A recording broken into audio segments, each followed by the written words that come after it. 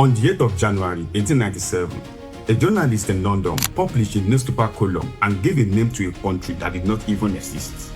Her name was Flora Shaw, the best paid woman journalist in Britain at that time, and she needed a short word for a stretch of territory a trading company held along the Great River. She reached for something drawn from the river itself: Nigeria. She had no idea, sitting in that London office, that the world could one day belong to more than 200 million people. And she definitely had no idea that the man who would go on to stretch her invented world across the whole territory, joining North and South into a single country, 17 years later, was a man she had not even married yet. His name was Frederick Lugard, her future husband. And here is what we are covering: who this woman Flora Shaw really was and why she chose that word, Nigeria. What this land looked like before anyone had a name for it at all. The two great powers already ruling part of it. An Islamic empire commanding around 20 million people from a city called Sokoto, and a Yoruba kingdom that tore itself apart in a war that ran for 2 generations, and the people the British could not even fit into their idea of a kingdom at all, because some of them had never had a king and, sincerely, they never needed one. These are the nations that formed Nigeria, and not one of them called themselves that yet.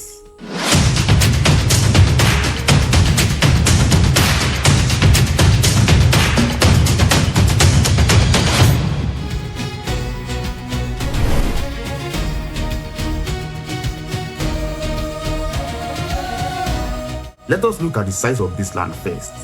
It runs for more than 900,000 square kilometers, bigger than France and the United Kingdom combined.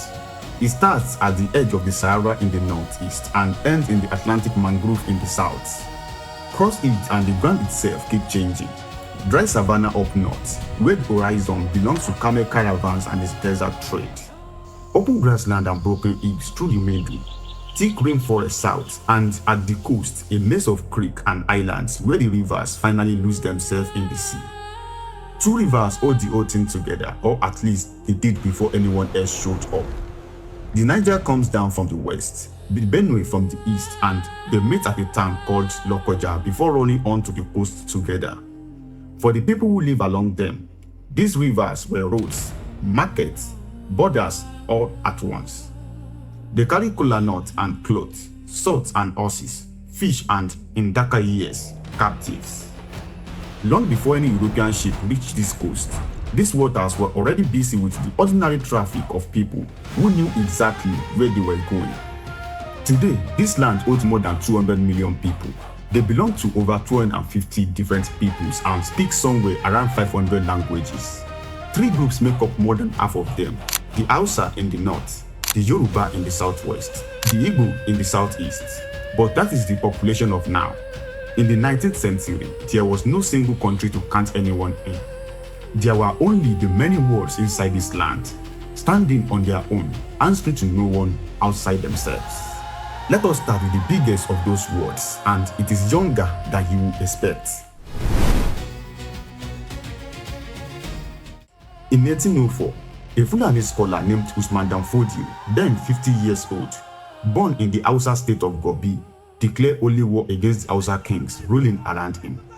He accused them of a corrupt Islam, mixed with other practices he considered impure. His forces swept across the north. Within a few years, they had taken the ancient Hausa cities, Kano, Katsina, Zaria, Gobi, and folded them into a single Islamic empire, ruled from a new capital called Sokoto. Those cities were not waiting to be rescued. Kano alone has been trading across the Sahara since the Middle Ages. Its great mud walls, enclosing markets, mosques, and the famous indigo dye pit, where cloth was colored for sale as far away as North Africa. What Danfodio did was not to invent government in the north. He gathered these old, proud cities under one faith and one sultan, and replaced their kings with the Fulani emirs, who answered to Sultan of Sokoto instead. By the late 1830s, the Sokoto Caliphate governed somewhere between 10 and 20 million peoples, across more than 30 emirates, each owing loyalty to the Sultan at Sokoto. This was a state built on book as much as on swords. Danfodio, his brother Abdullah, and his son Mohammed Bello wrote hundreds of works between them. on law, government, history, and prayers. His daughter Nana Asma became a poet and teacher whose writing is still studied today. The historian John Infi will later call Sokoto the most developed state in sub-Saharan Africa before modern time. It was also a state built on slavery. Sokoto held perhaps 1 million or more enslaved people, working its estate and filling its households, and its frontier walls kept tourism more. Both things were true of Sokoto at once, a place of law and learning, an elegant face, and a place of bondage on a massive scale. A true accounting has to hold both, not choose the flattering half. Further northeast, around Lake Chad, stood something even older. The Saifawa dynasty had ruled Kanem Borno for close to 800 years, one of the longest unbroken royal lines anywhere on earth. When Danfodio's holy war reached its borders, Borno did not simply fall. A scholar and soldier named Muhammad Alamin El Kanemi organized a defense, pushed the invaders back, and built a new capital at Okawa. Real power passed from the old royal line to El Kanemi's family, and the last of the old kings, Demise, was killed in 1846. But Borno kept its independence all the way to the end of the century, one empire that refused to be swallowed by another. What tied this northern power together was where they looked. They looked north and east across the Sahara towards the Arabic-speaking world, Mecca, the old caravan roads, the libraries of the wider Islamic world. The people living just south of them were almost a foreign country by comparison. So distant, half-known, rarely thought about at all. A scholar sitting in Kano had more in common with a scholar in Timbuktu or Tripoli, hundreds of miles across open desert, than with a fisherman walking the Delta Creek a few hundred miles below him. And that fisherman, whether Yoruba further inland or Igbo further east, shared just as little with the north as the north shared with them. Everyone in this land, it turns out, was closer in spirit to somewhere else entirely than to the neighbor standing nearest to them. So, that was the north. West of it, in Yoruba country, the story runs the other way, a great power that had already fallen apart. 100 years before this, most of the Yoruba country had answered to a single empire, Oyo, a cavalry state ruled by a king called the Alaafin, backed by a council called the Oyomesi, and by war chiefs commanding its horsemen. By the 1830s, none of it was left standing. The collapse began from inside. A man named Afonja, who held the empire's highest military title and governed the frontier towns of Ilorin, turned against his own king. To make his revolt work, he brought in Fulani and Muslim allies, men riding the same wave of holy war that had just remained to the north. The alliance consumed him. Afonja was killed by the very allies he had called in. Ilorin fell into Fulani's hands and became a southern outpost of the Sokoto Caliphate. The old imperial capital, Oyo-Ile, was abandoned around 1835, and a hard drought in those same years finished what the war had started. What followed was 2 generations of war. Out of the ruins of Oyo, new towns rose and fought over what was left. Ibadan began around 1829 as nothing more than a war camp, and grew into the strongest military power in the region, ruled not by a hereditary king, but by war chiefs who earned their position in battle. Abeokuta was settled a little later by refugees who built a walled city behind the Great Rock. Around 1840, at the Battle of Osogbo, Ibadan stopped the Fulani advance from going any further south and fixed the limit of that expansion for good. Even then, the fighting did not stop. Ibadan, Abeokuta, and Ijaye turned on one another for mastery, and late in the century, a war called the Ekiti Parapo, also known as the Kiriji War, emerged and went on for 16 straight years. By the end of the 1800s, anyone looking at Yoruba country did not see a kingdom. They saw a patchwork of proud, exhausted city-states, worn down by decades of fighting each other.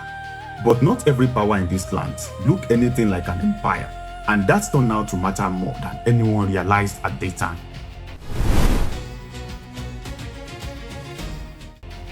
Southeast of the Yoruba stood Benin, ruled by its Oba from behind massive earthworks that ringed the capital, famous even for its bronze and ivory sculpture cast for the royal courts. Portuguese traders had reached it as early as the 1480s and gone on describing a kingdom of real order and scale. Benin had a king, a court and a standing army, everything European expected a proper state to look like. Along the coast in the Niger Delta, power looked different again. Small trading towns, Boni, Elem, Kalabari, Nimbe, Okrika and Old Calabar among them had grown wealthy as middlemen, first in captive, later in palm oil, standing between European ships anchored offshore and the producers inland. They ran on something called the house system, part family, part firm, part household, and could take in a free man or an enslaved one alike. A man who arrived in chains could rise on ability alone to command his own fleet of war canoes. One boy sold into slavery as a child who grew up inside this system in Boni and go on to found his own trading kingdom at a place called Opobo. His name was Jaja, and Britain will eventually have to deal with him as seriously as it dealt with any king on this coast.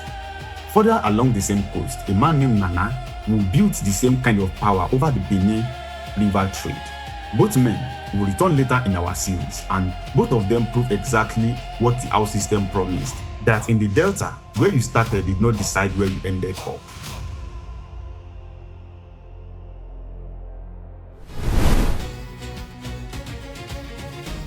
Behind the Delta, across much of the southeast, lived the Igbo, and their word confused the British more than any other.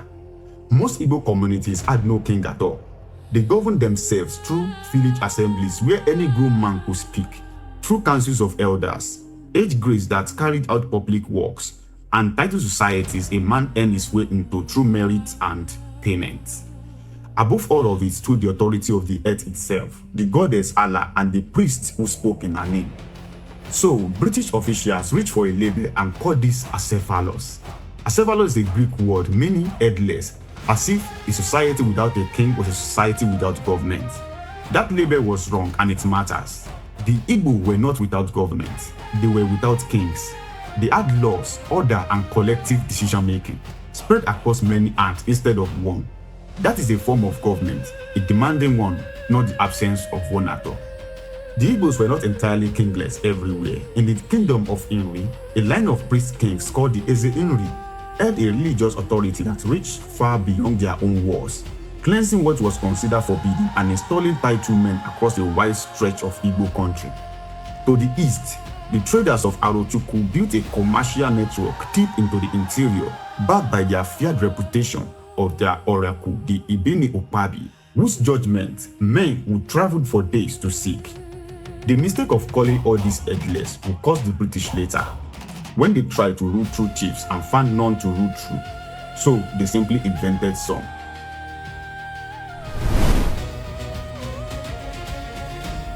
Between all these powers lay a wide middle country, running along the Niger and the Benin up onto the Jos Plateau, that belonged to none of them. Dozens of people lived here and had held their ground against Sokoto and everyone else. Some had built their own states. The Nupe kingdom on the Niger, ruled by its Etsu, was old and strong before the Holy War ever reached it. The Jukun still carried the memory of Kwararafa, a power that tradition says had once raided as far north as Kano itself. The Tif, the Idoma, and the Berom, and many more live in smaller communities, farming and trading and defending their own eaves, answering to no distant crown at all. This middle belt had no name and no unity of its own. It will later turn out to be some of the hardest ground for any single power to hold. So when you put all of these words side by side, the point becomes obvious. A man from Kano and a man from Delta town of Boni share no language, no ruler, no religion, and no market between them. In all likelihood, neither of them had ever heard the other town's name out loud. What tied a person to other was close and specific: the town of their birth, the family they belonged to, the king or council they answered to, even the god they served. A loyalty to Nigeria was not among them, and for the simple reason that Nigeria did not exist yet. And to be sincere, that is what makes Flora Shell's newspaper column so strange looking back. She was not describing a place that knew itself as one thing. She was naming an idea, and the idea was British. It would take a future husband and a great many soldiers after him to turn that word into something real. Whether these hundreds of people will ever come to feel like one nation was a question nobody could ask in 1897. It was still an open question 63 years later, on the day the country took its independence. The making of Nigeria did not begin in Kano or Ibadan or Benin. It began on the water, on the very river the place will eventually be named after. And the story of how British came to obsess over that river and what it caused the men who tried to solve it is where we go next. These are the nations that formed Nigeria, and this is only the beginning of their story. Subscribe and come back for the next one. This history belongs to all of us.